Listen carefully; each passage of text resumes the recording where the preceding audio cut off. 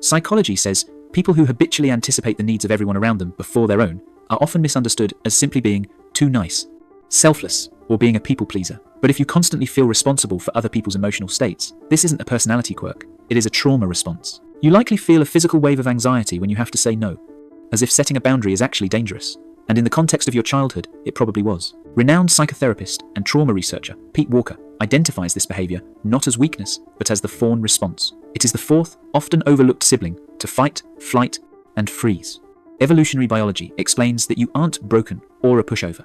Your nervous system is actually highly advanced. It learned to survive by becoming a chameleon, merging with the needs of the threat to avoid harm.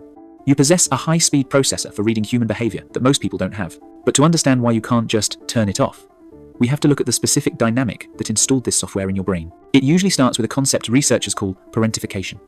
This happens when the roles in the household are reversed.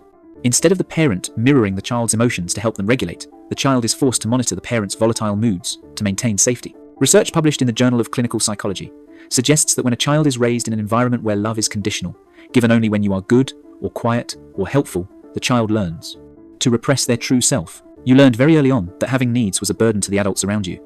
So, you killed the part of you that had needs. You became an expert at reading micro-expressions.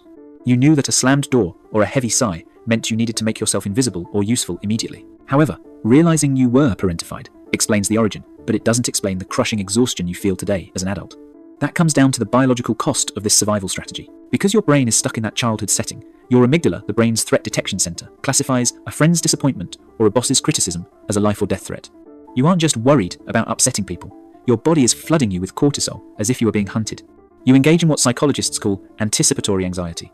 You are constantly scanning the room, trying to solve problems that haven't happened yet, just to ensure the atmosphere remains calm.